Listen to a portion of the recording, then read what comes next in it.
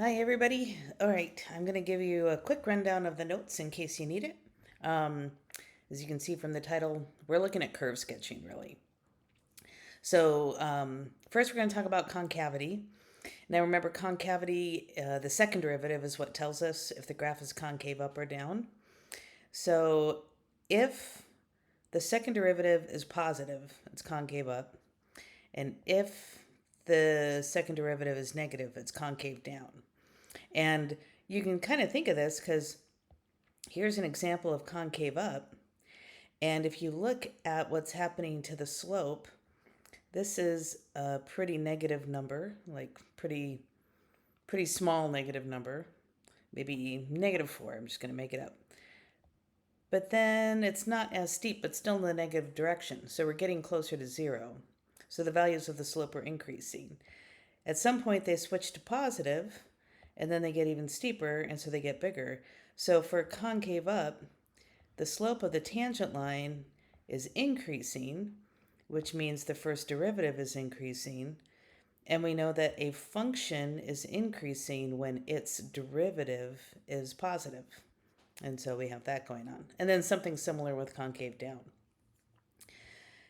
Then we have point of inflection, and if you recall, the definition of a point of inflection is where there's a change in sign in the second derivative or a change in concavity. Same thing. So it's a change in concavity, change in sign of the second derivative. We have two derivative tests. We have the first derivative test and we have the second derivative test. And the biggest mistake students make is we talked about the first derivative test last time. First derivative test tests for local extrema. But then since the second derivative, not the test, but the second derivative tells us about concavity, then students assume the second derivative test must test for concavity, but that's not true. It's used for the same thing to find local extrema. So they're both used for the same thing, they just do it in different ways. So the first derivative test finds critical numbers.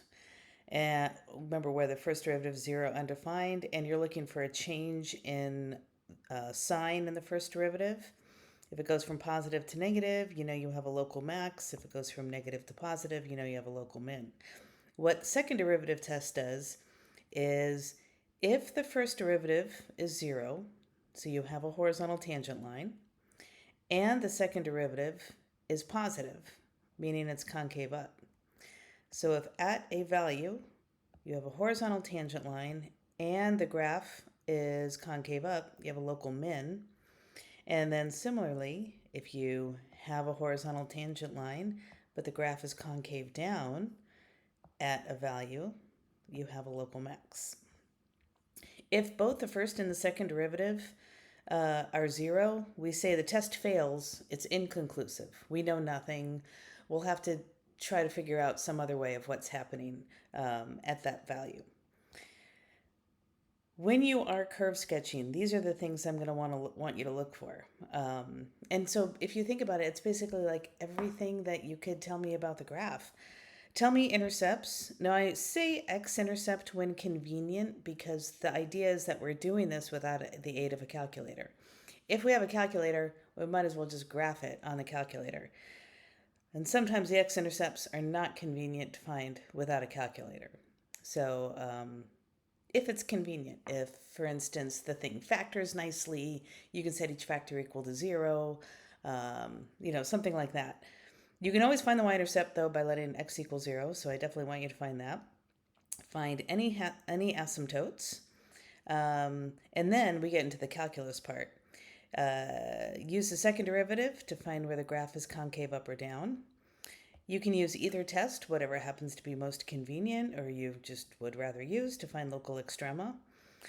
Find intervals where it's increasing or decreasing.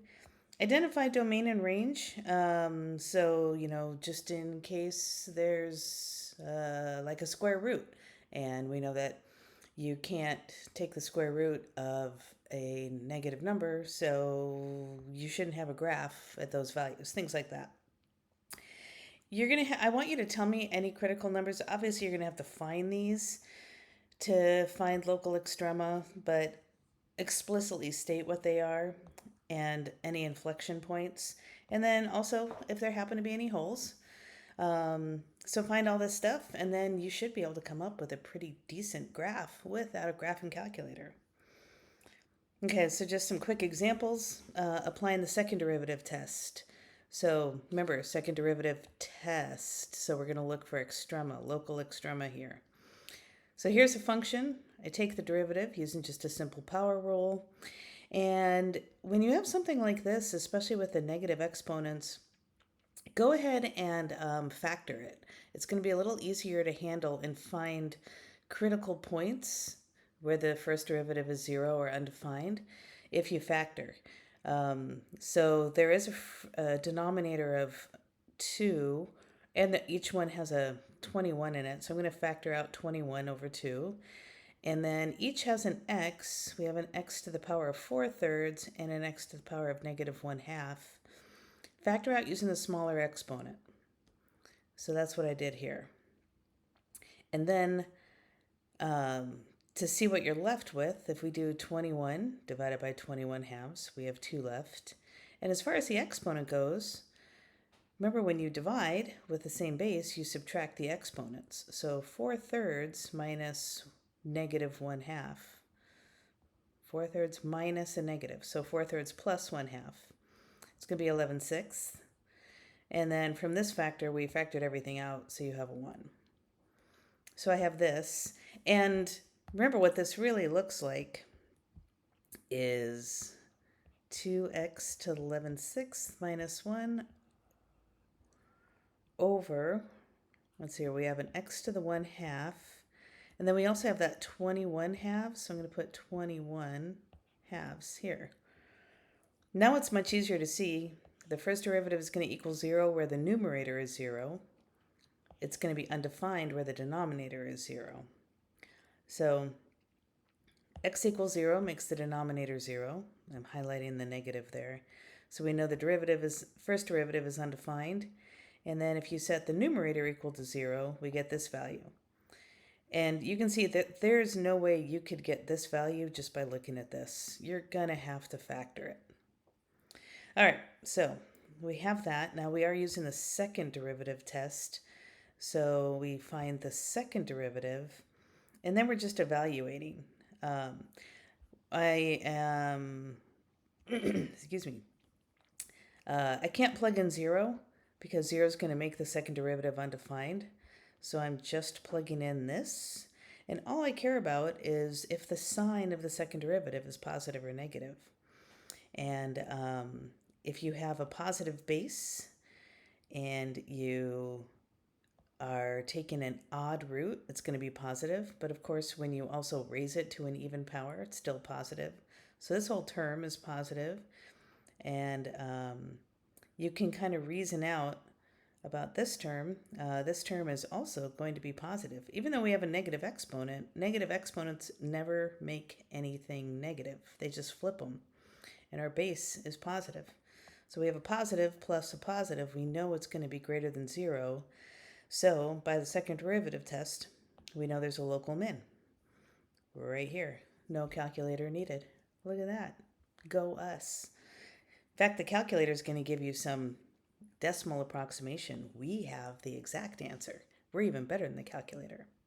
Okay, so anyway, that's an example of the second derivative test.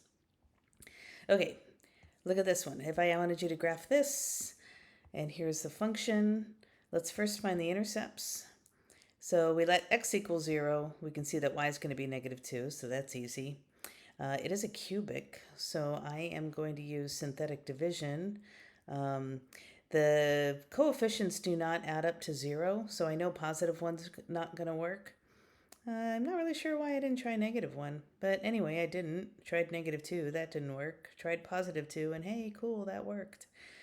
So I get this here, and so I know that my x-intercepts are at +2 and -1, and we can look at multiplicity also. This is just a polynomial.